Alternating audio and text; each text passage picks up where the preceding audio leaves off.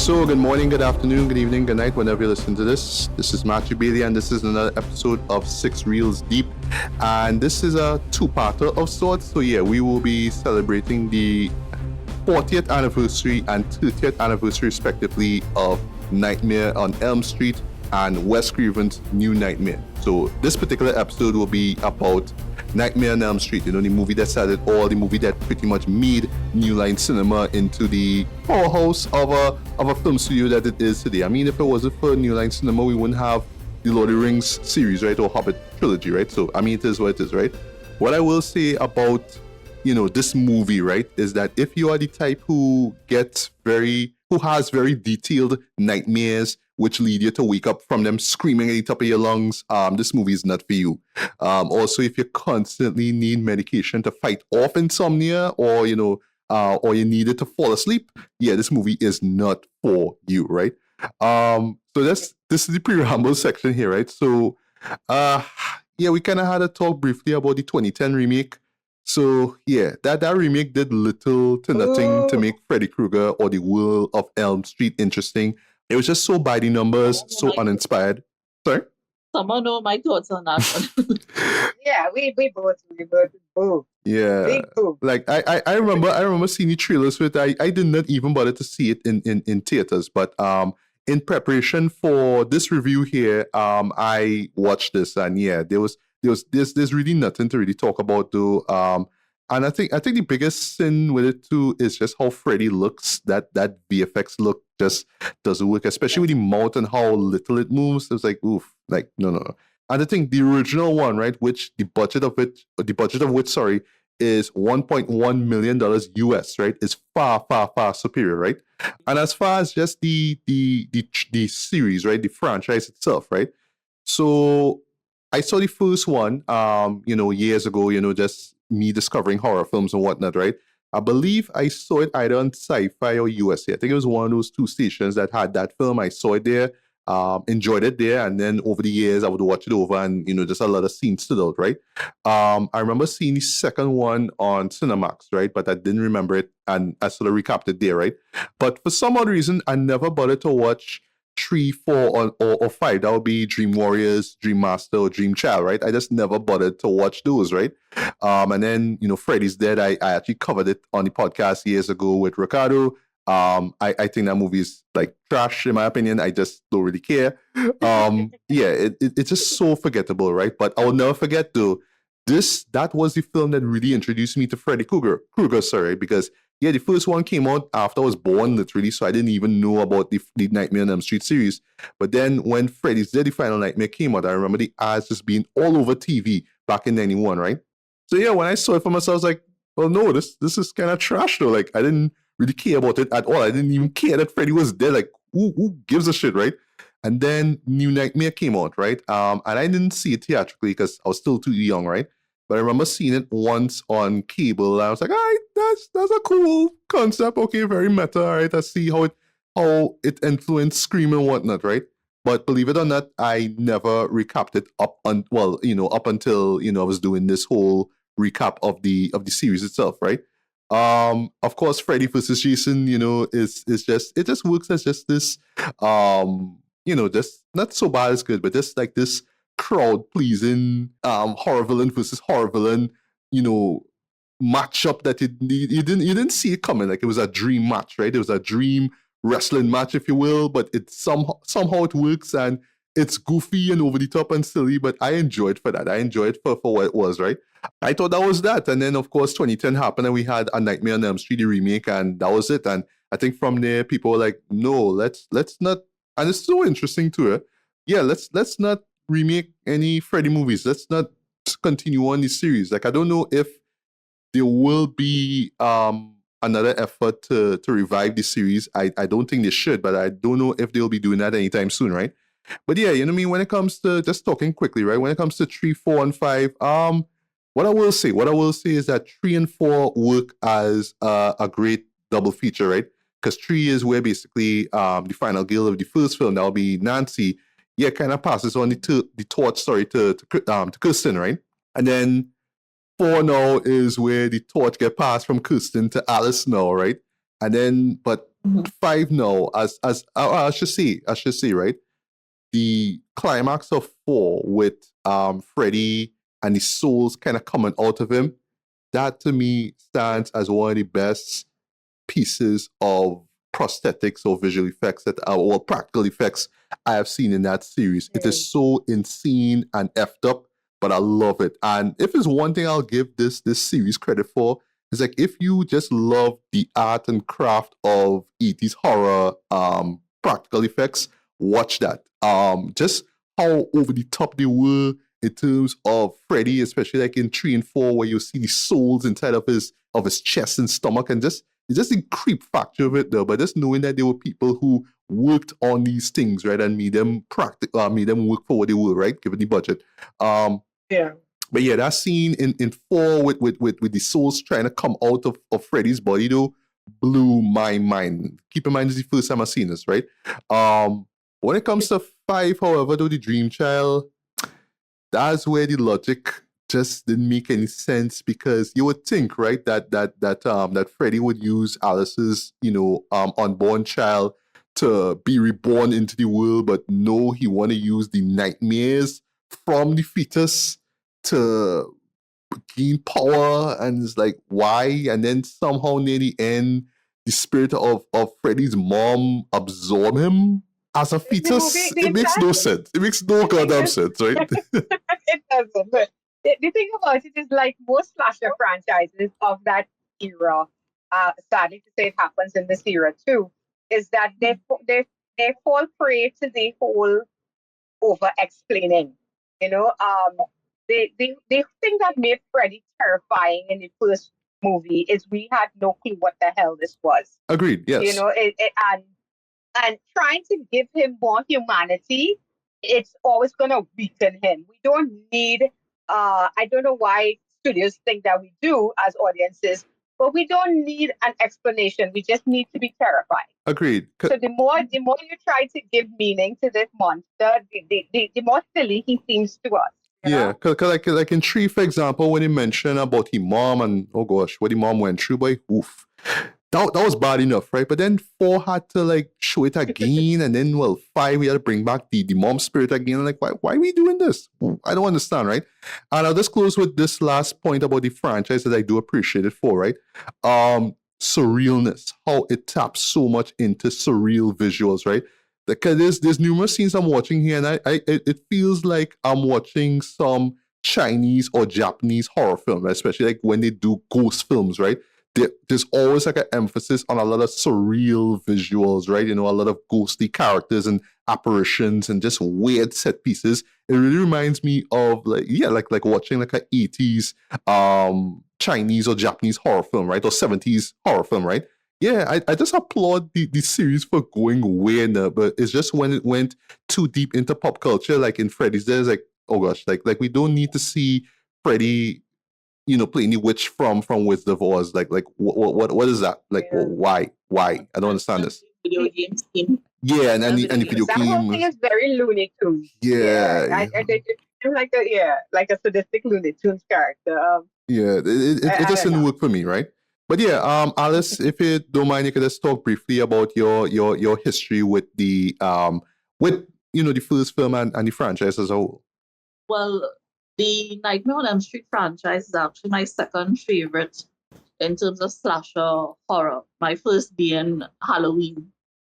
The thing about it is I was always why it appealed to me is that I was always a child that was very scared of the dark, and my entire life I've always had trouble sleeping.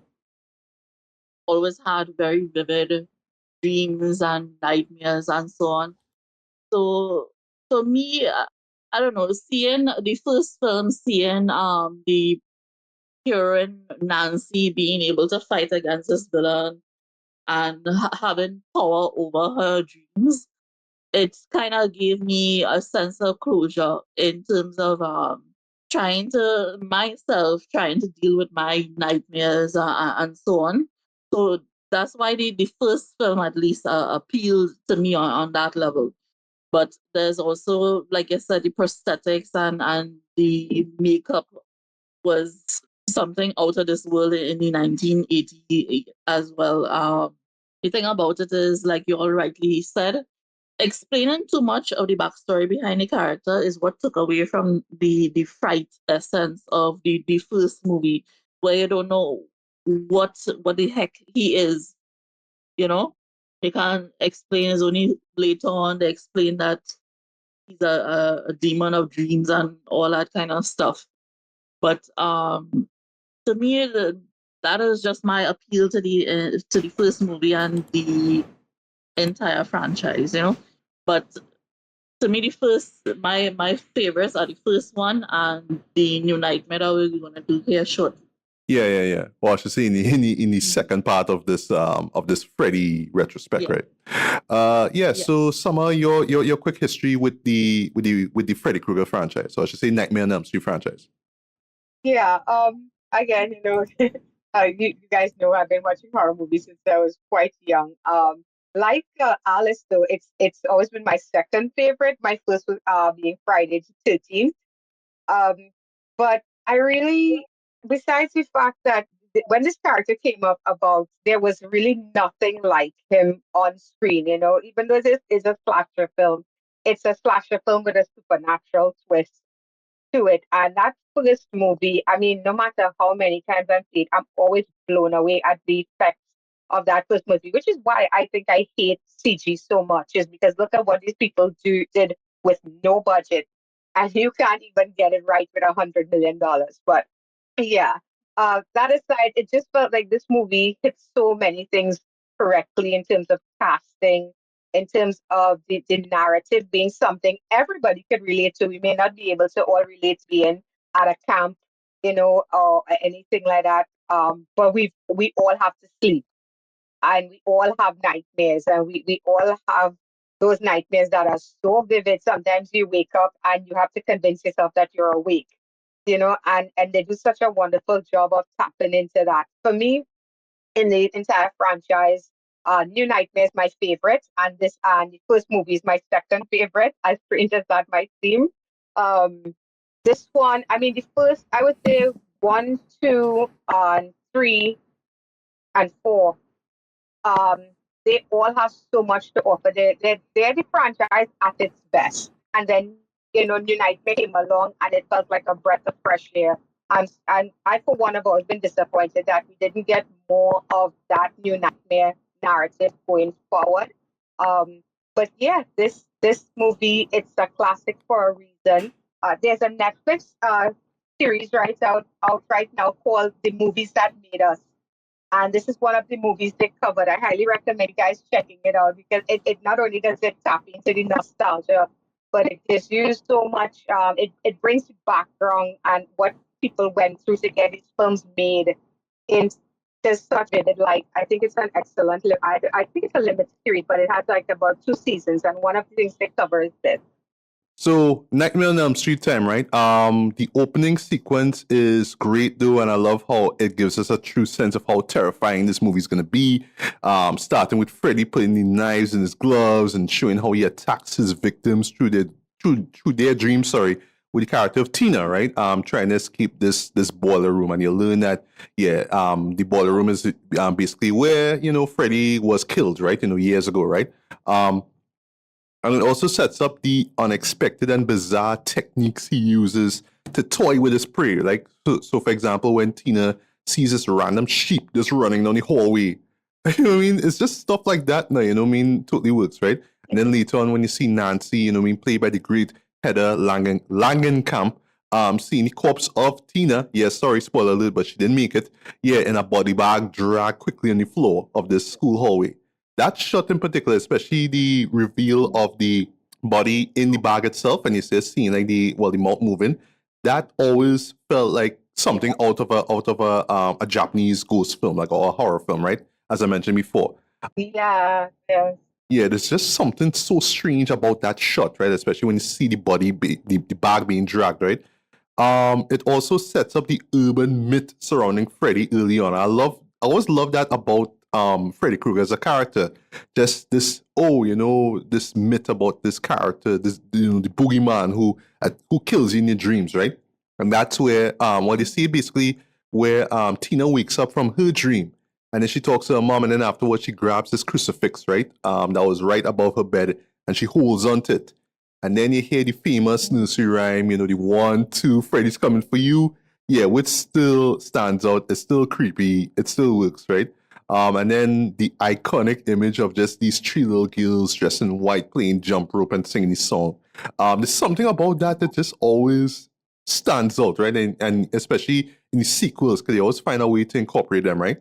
I love how Wes Craven sets up how easy the line between reality and nightmare gets blurred, because he pans away from those 3 girls, and then you see the main characters. That would be Tina, Nancy, as I mentioned before, and Glenn. Well, Tina, her boyfriend, sorry, Nancy, and then Glenn, who is played by Johnny Depp, right? This was his debut feature film appearance. I'll never forget seeing the show for the first time, like, oh shit, that's Johnny Depp. And this was, well, when I saw it, that was before the first Pirates of the Caribbean movie came out. It's like, hey, Edward Scissorhands guy, you with us. What? Okay. Well, you know, the hypothesis behind those girls appearing, they're not really there. You know, we seeing them as the audience. Yes. But they are supposed to represent the ghosts of Freddy's victims. Right. Yes. But again, just the way how it's filmed now, you're not sure. You're not sure if the girls were there or not. I love that. Yeah, it taps into that thing that I talked about before, where you don't know if you're awake or if you're asleep. So, you know, the early films especially did such a fantastic job of blurring that line, where it gets very messy going further on, and they should have really held on to that. Yes, you know? yes. But yes, lovely. Yeah. Let's touch briefly on the score for this. Props to Charles Bernstein for this though, because the score for this is fantastic though, as far as like piano and synth-based music goes, right? So for me the score for this movie is so chilling, especially with that doom doom doom doom doom. That stands out to you so much though. It's to the point that you hear it in numerous like shows and movies. Like, fun fact, Will Smith, right? As in, you know, well, what before he branched out to the acting, he even did his own Nightmare on Elm Street tribute. He has a song called Nightmare on My Street, and on the hook you hear that doom doom doom doom doom. You hear that, but you hear like a hip hop beat. No, it's a really fun song. It's 80s goofiness, but it works. I really strongly recommend you guys hear it, right? Awesome. I'll look for it. Yeah. I think there's a video for it. I believe there was one. I think that they banned it because they thought it was going to be scary. But when you watch it, it is far from scary. Like, I mean, there's Will Smith and Jazzy Jeff. Like, they're not scary. They don't make scary music. You know what I mean? I don't know, right? Anyway, so for a film that was made on a relatively small budget, though, there's tons of very effective practical effects, right? Like, for example, I love the moment where you see Freddy trying to stretch his way out of the wall in Tina's room, right? And this is where Nancy's sleeping at this point because they had like a little sleepover, right? The remake tried to do that shot, but sorry, you see, is the difference between practical effects and VFX. In the remake, you know it's VFX, but in the original one, you know it's practical, right? It absolutely works, right? Or where Tina gets her chest slashed and blood starts pouring out, and she's sliding up the wall and the roof of her mom's bedroom. Boy, yeah. Again, the remake tried to do it, but again, there's the difference between practical effects and VFX, right? Yeah. And there's so much great visuals, right? It's just standout visuals, right? I mean, who could forget the shot of Freddy's mouth sticking out of Nancy's phone, and then he sticks out his tongue and licks Nancy in the lips, like, ew, right? Yeah. I mean. And okay, so I know this scene probably got to your skins more than me because I'm a man.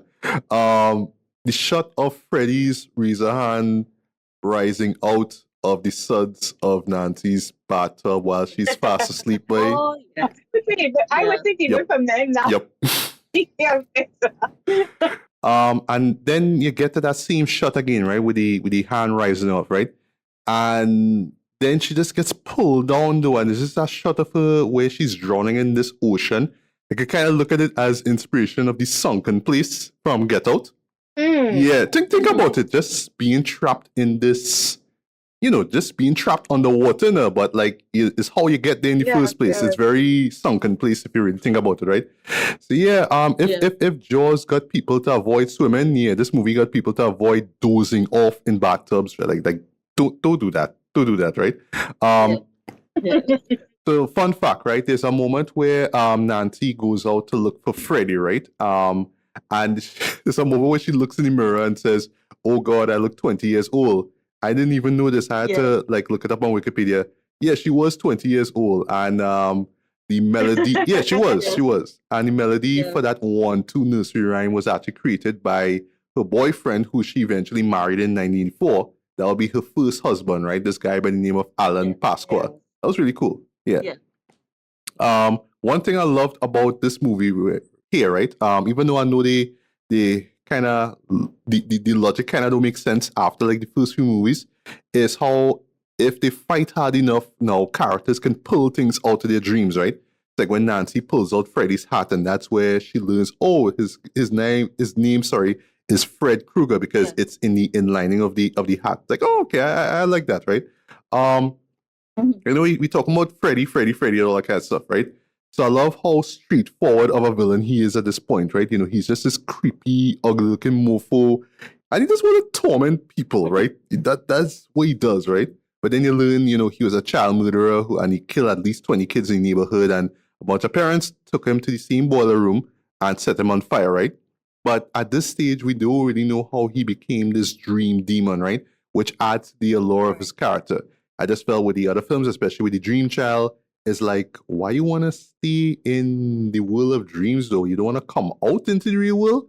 But thankfully, New Nightmare addressed that, but we'll get to that later on, right? Right. And yes, surprise, surprise, Nancy's parents were involved in killing Freddy, right? So, it's like that, right? But in retrospect, right? And it's something that always amazed me about this movie, right? Is that I think I think the remake did it more, not, I was saying not more, I was saying more explicitly, right? They really make it clear there, right? But yeah, just the idea that this man, like Freddy, was technically a pedophile, no, it just adds to how detestable of a character Freddy is, right? But it's just the balls that Wes Craven had to say, yep, I want my villain in the movie to be this pedophile who got killed and he goes into people's dreams and kill them. Yes, that's what I'm doing in my film, right? This always blew my mind to me, right? And compared to the remake now, I love how little Freddy says in this movie, right? So he always intimidates them with like little bits of dialogue. It kind of become his MO now, especially with these sequels, where he'll always have a one-liner, right? It's like I always love like what he says, "This is God," or "No running in the hallway," or "Come to Freddy," right? Yeah. In the remake, boy, he's just talking, and like he tormented people at the same time, but like he just talking way too much. And I'm like, why are you talking so much? Like, but anyway, that's the last time I'll talk about the remake, right?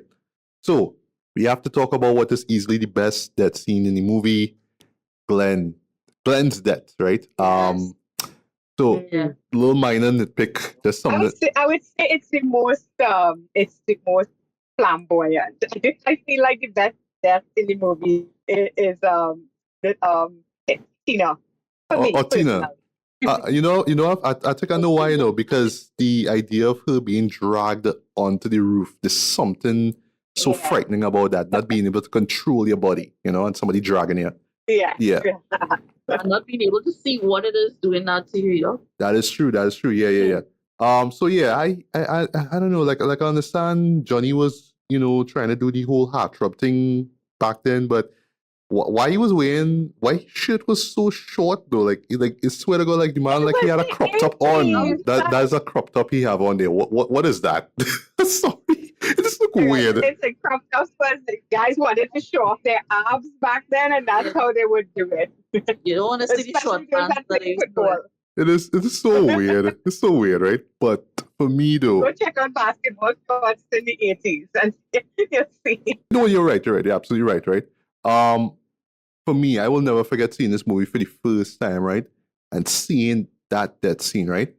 And Mhm. I can't even begin to imagine how people felt when they saw that for the first time, right? And for me, it is still terrifying, right? Is not just him getting pulled down in the middle of his bed, right? Is when the blood shoots out of that hole and it's this wide shot where you just see the blood covering the entirety of the roof. It's one of those shots that, like, still to this day I watch. I'm wondering how they pull this off. I have a question. As it mentioned that, maybe Alicia might know. Um, so guys, I think if I'm remembering correctly, when they die like that, all the parents see is the body looks normal, correct? Like they just die in their sleep, right? Is that what it is? That the parents just come in and they're dead in on their bed. They don't see all that blood and all that stuff, right? No, well, Yeah, they I do. think if I'm not mistaken, when the cops came in, yeah, there was blood on the roof. They There wanted was. to, Yeah. yeah, they run out the room Right. Okay. because of all the blood. Okay. I don't know why I feel like maybe it's the more recent movies. And I think even in Dream Warriors, they were just quote unquote dying in their sleep. Except for the guy who he puppeted off the edge of the ledge, and they thought he committed suicide when he was sleepwalking. Yes. That was an inconsistency, maybe in the entire franchise, where you would appear to have just died in your sleep, or or the parents would actually see all this blood and all this damage afterwards. I just wasn't sure about that. Yeah, it kind of adds to the illogical aspect of the dream logic of the film, you know what I mean? So, like, if somebody dies in the dream, shouldn't you see the person's outcome in the real world? Like, you know, something like that. No, because it could have just stopped at just the Yeah. person just being dead on his sleep. But no, that's not what they're going for, clearly, right? Anyway, the final showdown between Nancy and Freddy is great and, dare I say, inspirational, right? In the sense that Nancy is literally facing her fear. You know what I mean? That's what she's doing here, right? She's looking for Freddy in the dream world, and even when he attacks her in the real world, she fights back. I like that, right? Yeah, so Nancy draws him into like a series of booby traps, you know what I mean? Very Home Alone-esque. And mad points though for that stuntman who got lit on fire, right? And ran up a flight of stairs and then had to roll back down. It's like, oof. And then you see him again and he's on Nancy's mother's bed still on fire. It's like, wow, okay. That scene that you talk about, I think the same Netflix series I told you guys about, the films that made us, they talk about that guy being a famous stuntman who was famous for setting himself on fire. And they were supposed to out him at the stairs when he goes on fire. And this guy decides to run up the stairs, run back down the stairs, and everybody's scared because it's going on for so long. And then when they out him, he's like, okay, that was fun. What's next? Seriously? What the hell? Everybody was so scared this man was gonna die because it felt like it was going on and on and on. I think it's in the series. Yeah, you guys should check that out. It's for real. Yeah. The ending is kind of brilliant. So Nancy, now remember something what Glenn said earlier in the film about turning your back on the monster in your dream and taking back your power. She does that same exact thing to Freddy, right? And you know, a small part here, right? Even when I watch it over again, I was like, Freddy should be dead at this point. But like, nah, because then we have the ending, right? And then you just see Nancy open the door and the sun's bright and you know, you're seeing everybody who you thought was dead outside it too, her friends basically. But then when the mom come outside and say how she not gonna drink again, that's the red flag. That's the red flag right there, right? And for me, that's the second one. The first one is just how bright the place is. Remember, everything happened like, you know, in the night now, you know? But the ending for me always reminds me of the original Carrie, with the whole graveyard scene and the arm bursting out. It really reminds me of that, right? Yes. But the beauty of it too is just how it ties back to the shot of the girls playing jump rope, right? So, you know, you see the car, Nancy goes into it, and then, you know, the car kind of, the drop top or whatever it is comes in, and, you know, the car speeds off, and then, you know, Freddy from inside pulls the mom inside to the house, and then they cut back to the girls playing jump rope, right?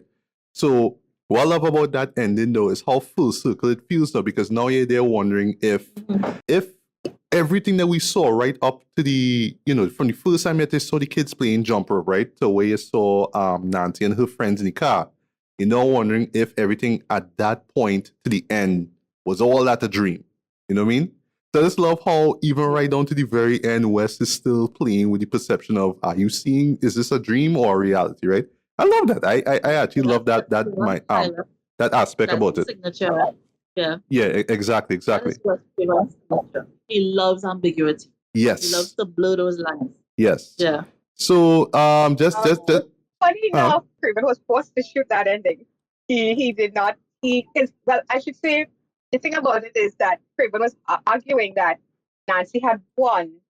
So how would all of that be happening outside in reality? You know, Yeah. and I think like Carpenter, he had no intentions of it um continuing. But based on what Matthew is saying, and that's why I love discussing these things with people who's seeing it recently or seeing it for the first time, is that what Matt is saying is that it actually works for him and he can see the benefit of that ambiguous ending. So that's pretty cool. Yeah.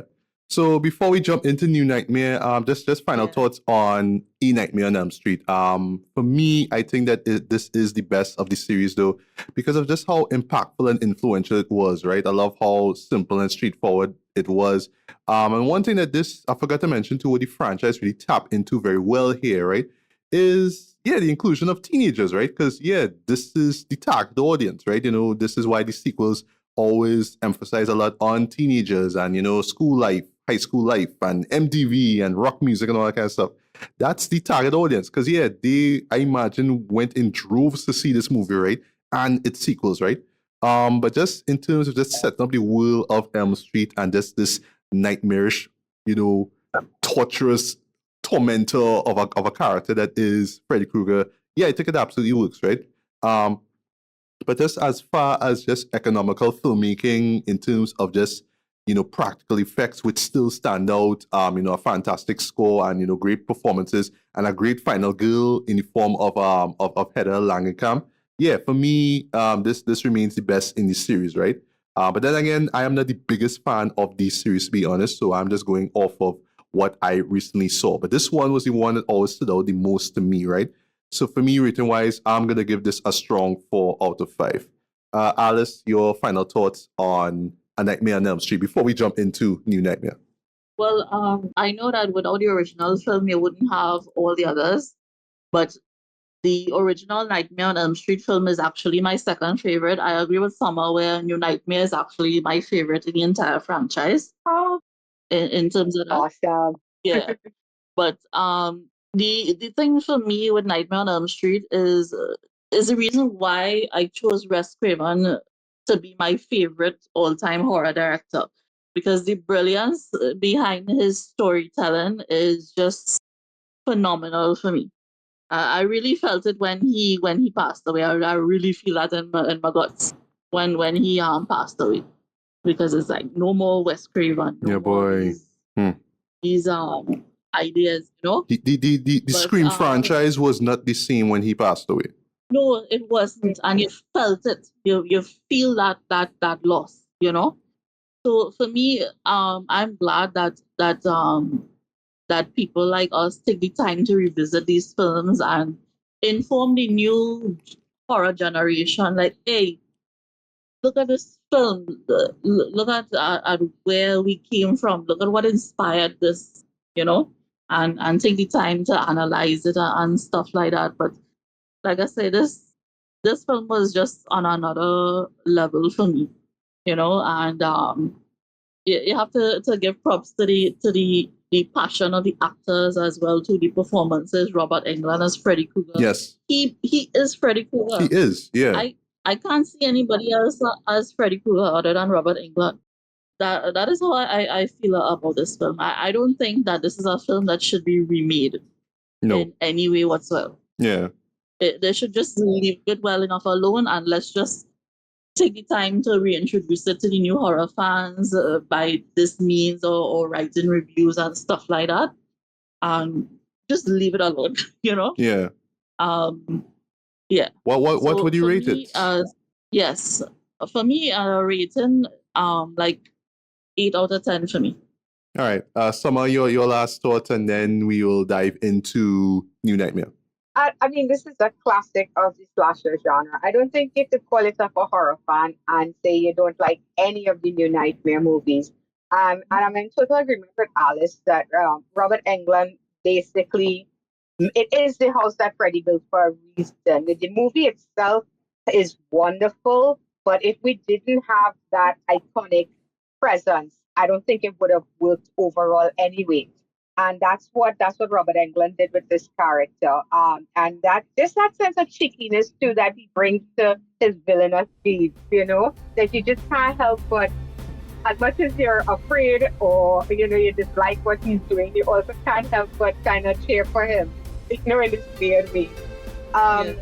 The overall film, it's one of those movies where I revisit time and time again, and my feelings have not changed about it. How much I enjoy it, how much I get from it. But yeah, it's not my favorite. It was for a long time in this particular franchise until New Nightmare came out. So for me, I would give this a 7 out of 10.